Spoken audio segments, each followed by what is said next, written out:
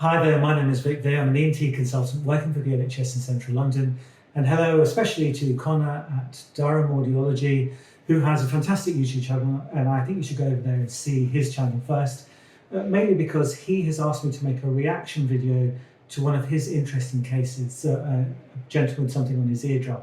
So I think you should go over to Connor's Durham Audiology YouTube channel. Look at that video. I'll put a link in the description below to that video. Go look there, subscribe, like, and that bell thing. And if you're interested in my reaction, I'll be happy for you to come back and I'll explain what I think it is, because I think I've treated 7 or 8 of these cases before. So I'm in between cases right now, so this is going to have to be quick. That's why I've got it on my phone. And what I'll do is, because I'm assuming I don't have consent to use this gentleman's video on his YouTube channel. So I'm just going to draw lots of pictures and hopefully you'll find it useful. Anyway, let's get on to how I think we should treat this. So I apologise for the rubbish drawings in advance, but I hope, Connor, you'll understand what I'm talking about. For the sake of brevity, I'll use medical terms so I can relay the information over to Connor as soon as possible, because I think you need to see this chap sooner rather than later. If you think it would be helpful to your viewers, I'm happy for you to steal this video, Connor, and then explain it to them in English if you want. Anyway, I think you're completely right. The ectoderm-derived cells do migrate over the tympanic membrane, which I'm trying to draw here. I've tried to draw roughly the ear that you showed in your video. Up here is meant to be the pars flaccida, down here is the pars tensor, umbo and malleus are over here. Over the pars tensor there is a more sort of radial migration and slightly different pattern over the pars flaccida, which we know from all those old 1980s ink blot staining studies. I'm pretty sure that your patient has a problem with this migration, and the thing that you removed is the first layer of the tympanic membrane folded over itself many times over. I appreciate that's hard to understand from this diagram, so to make it easy I'll do a cross section through here. So here is the external auditory canal and down here is the middle ear. I guess I did cut through the malleus, so I'll stick that in there. I'll draw in the malleus in the mesoderm fibrous layer of the tympanic membrane in red, and I'll draw in the endoderm and the middle ear mucosa in green. The skin of the ear canal, which in your patient seems to stop just before the annulus over here. I think what happens in these cases is that after you remove the surface of the tympanic membrane like you showed in your last video, the cells start growing again to cover the area.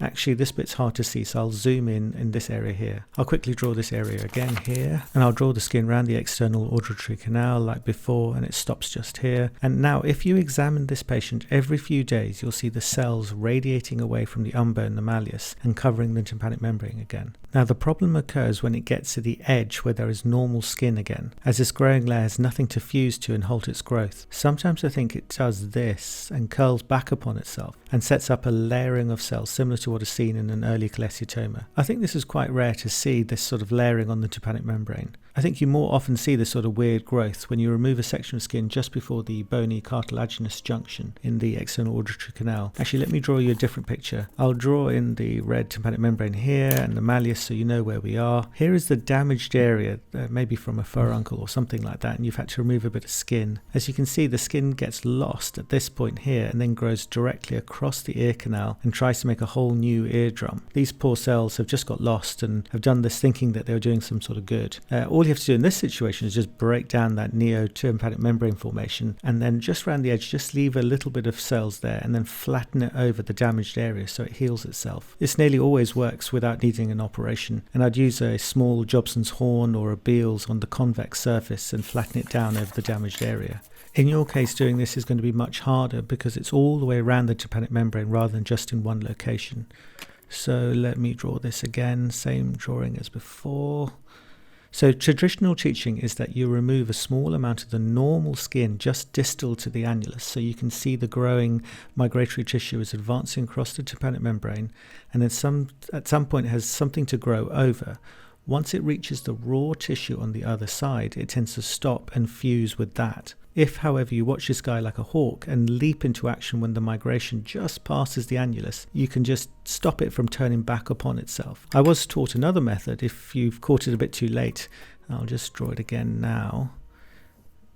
This time what you need to do is lift the normal ear skin canal and then tuck in the new growing layer under it, and that removes the risk of the skin turning back upon itself, and you have to redirect it every few days. In the last 3 or 4 patients I've seen with this, I didn't really bother with lifting or traumatizing the ear canal skin, which seemed quite normal. What I did was I just caught it at the right time and just laid the skin directly on top of it like this. You just need to push it back here.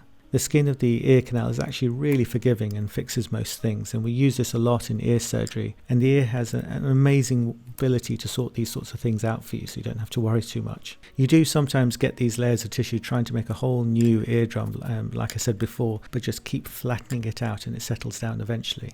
Before I sign off, I need to say that I thought your handling of tissues in the ear was really nicely done. I don't often see that in non-surgeons. I would advise you, however, to use your left hand in this case so you can get down to the anterior aspect of the tympanic membrane. That way you're not pressing too hard against his anterior canal wall bulge that he has, that curvature of his external auditory canal. So just swap your hands around so the right hand holds the camera and you'll find it much easier. Okay, so I hope you found that useful. I'm assuming you can sort this out without needing to see any ENT surgeon, but if you feel like if he feels like he wants to go a slightly more invasive route, I would go and see Leon Lindsay in Durham and Sunderland. He's a fantastic ear surgeon and probably taught me all of this anyway. So go and see him, he's fantastic. And I wish you all the best of luck. Thank you very much. And also remember that if you're from my channel watching this, be sure to go to see Connor's Durham Audiology channel and subscribe and like and stuff there. Take care. Thank you very much. Bye.